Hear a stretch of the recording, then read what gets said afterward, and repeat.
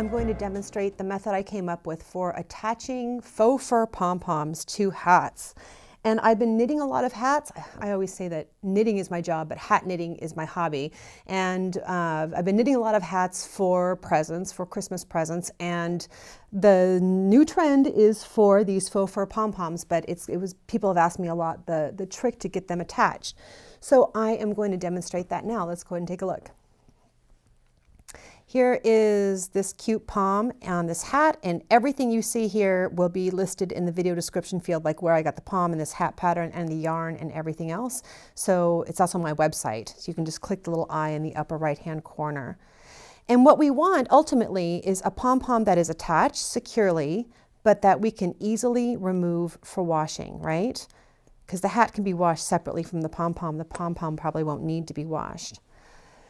So these faux pom-poms that I get have 4 cords coming out of them, and you only need 2, but if you don't have good cords coming out of them, you can always just attach something, attach some yarn, preferably something with no stretch to it like cotton or something.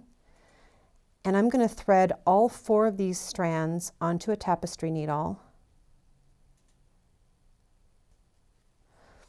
and poke those through the very tippy top of the hat.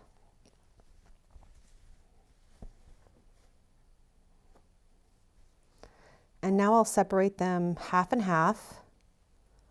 And I have this giant button. I guess it is about an 1.5 inch button with big holes big enough for the tapestry needle. I'm going to poke, whoops, I didn't actually have it threaded. I'm going to poke 2 of these strands through the button and 2 of these through the opposite button.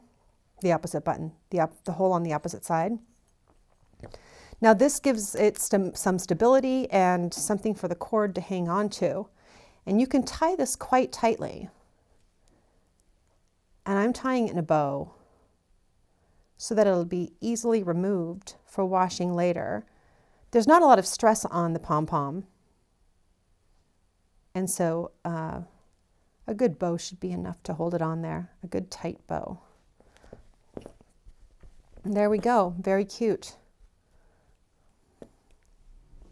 The reason I stress having a pom-pom that's easy to remove is if you have a wool hat, you know, you're not going to be washing it a lot unless you spill something on it, but you know, when it's washed, it's pretty easily dried. If it's super washed, you could even like put it in the washing machine in the dryer.